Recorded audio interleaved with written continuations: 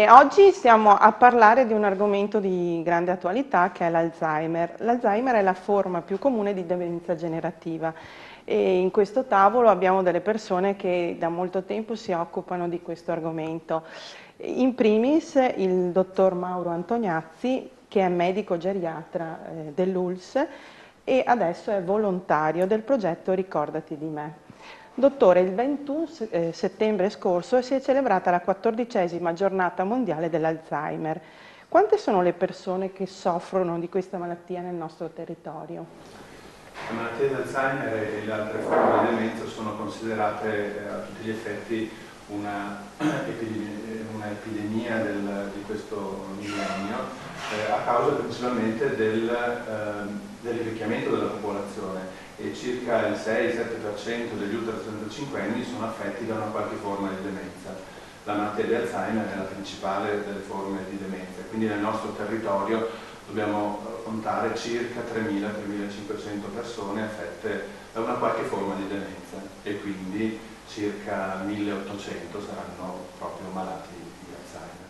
Nel nostro territorio. E come si riconosce? Quali sono i segnali di questa malattia e che conseguenze poi la malattia ha nella persona che è ammalata? Certo, non è sempre facile riconoscere le fasi iniziali della malattia perché spesso si mascherano sotto forma di depressione o ansia o irrequietezza e molto dipende dal carattere della persona prima di ammalarsi, però la caratteristica fondamentale sono le dimenticanze e quando queste dimenticanze diventano frequenti, sempre più frequenti e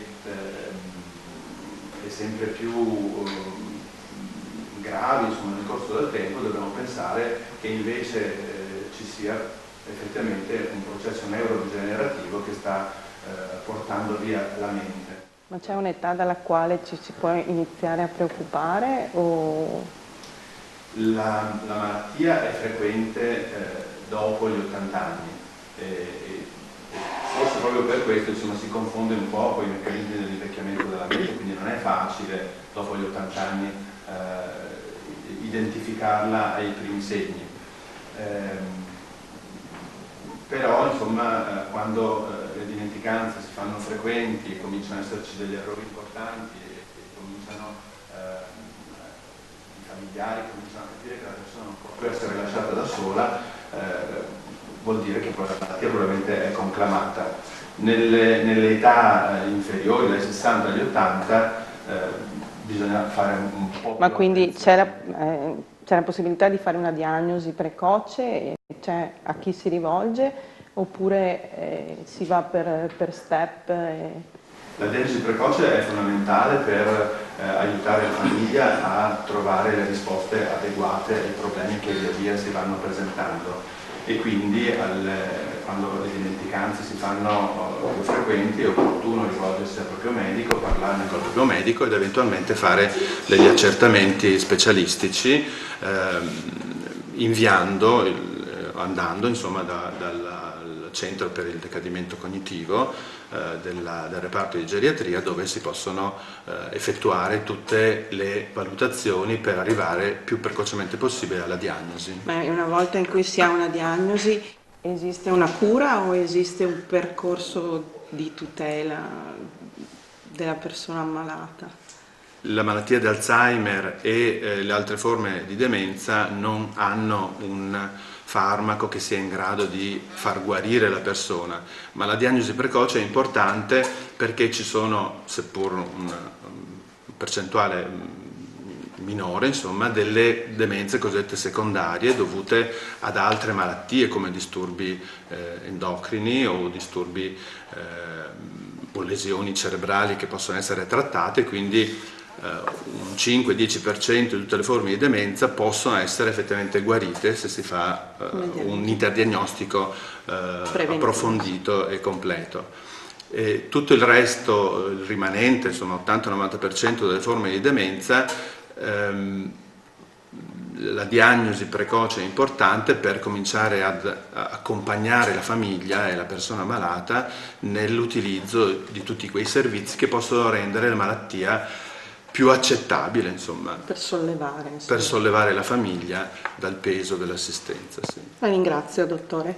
Allora, Cons Monica è una psicologa e mi dirai tu tutte le cose che fai perché hai un curriculum molto lungo, ma chiedo quali sono i problemi che una famiglia incontra nel momento successivo alla diagnosi. Come diceva il dottor Antoniazzi, è importante preparare la famiglia alla malattia, no? Sì, assolutamente. Sostanzialmente i problemi della famiglia sono di due tipi. Il primo problema è quello di non avere le informazioni sufficienti per gestire tutta quella che è la mole di lavoro e la mole emotiva che comporta una diagnosi come questa. Il secondo problema è quello di ricevere un supporto adeguato, sia a livello pratico che a livello appunto emotivo, psicologico. Per fortuna ci sono diverse soluzioni che il territorio appunto può offrire. Quali ecco. sono i servizi che il nostro territorio dà a queste persone, alle famiglie? Allora, il distretto di Pieve di Soligo offre diversi servizi pubblici, quindi ci sono i centri servizi, ci sono i centri diurni per le persone che soffrono di questa patologia e poi c'è una forte, per fortuna, rete di volontariato. Noi come Associazione Familiari Alzheimer offriamo due tipi di servizi. Abbiamo dei punti di ascolto che hanno l'obiettivo di fornire informazioni alle famiglie rispetto a quelle che sono le soluzioni che possono attuare e ascolto appunto rispetto a quelli che possono essere i vissuti quotidiani, le buone giornate, le brutte giornate che devono affrontare molto spesso da soli. Il secondo tipo di servizio è un gruppo di automutuo aiuto, quindi un gruppo di incontro in cui i familiari si trovano tra di loro e hanno la possibilità di confrontarsi, esatto. E poi ci sono altre risposte di volontariato, come ad esempio i centri di sollievo. Che adesso ne parliamo. Sì. Allora, il signor Cremasco Angelo è il presidente dell'associazione Fabrizio Vietzer che ha creato il primo centro di sollievo nel territorio. E qual è la risposta che dà il volontariato? Qual è il vostro servizio che date al territorio? Beh, è un'avventura un po' al di fuori delle righe tradizionali di una storia di volontariato che si occupa di persone con disabilità. Però ci sembrava opportuno cogliere un bisogno nettissimo, diceva il dottor Antoniazzi, del territorio di queste persone che si trovano perse. E quando parlo di persone parlo sia della persona che si perde, sia dei familiari che vedono un familiare che non c'è più. E allora abbiamo fatto un cammino di formazione con un gruppo di volontari, sono 15-16 che si turnano poi nelle presenze e fra poco concludiamo il terzo anno.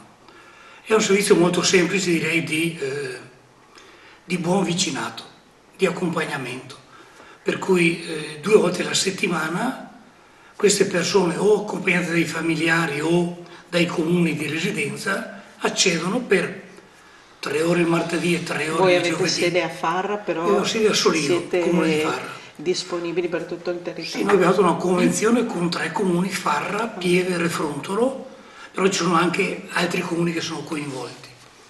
E il gruppo di persone presenti attuali è di 6, ne abbiamo avuti anche solo 3, nel senso che non è facile far accettare alla persona e la presenza, nel senso che quando il servizio geriatrico ci invia una persona che vive questa situazione, c'è il terrore in molti che il venire là sia il primo passo per la casa di riposo. Oddio, una segnalazione, insomma, che non siano 2 cose distinte.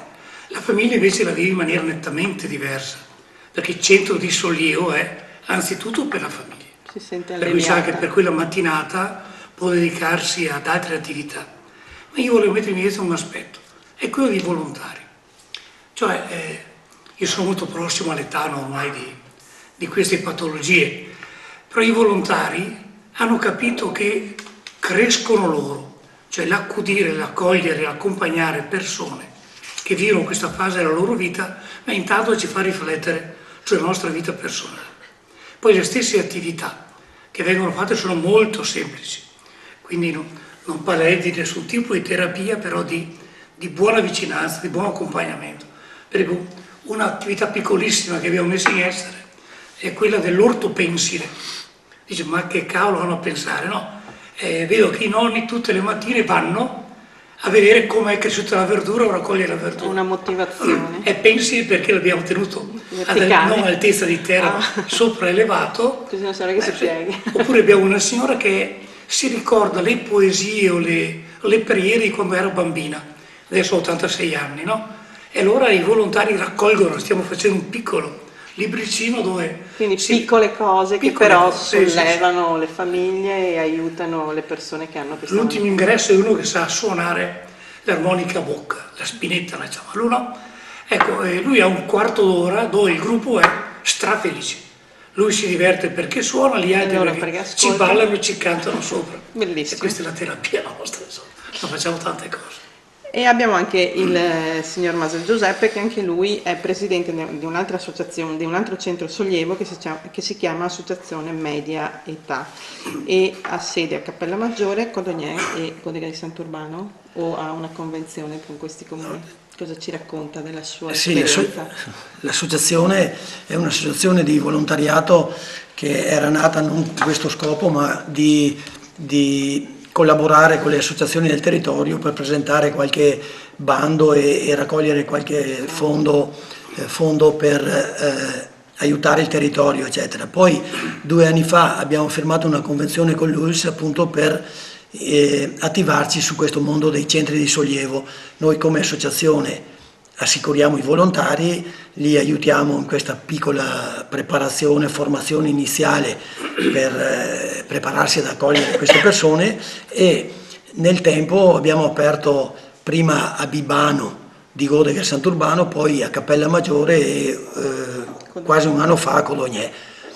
Come diceva Angelo Cremasto, sono situazioni bellissime. Io nel senso vorrei parlare proprio delle emozioni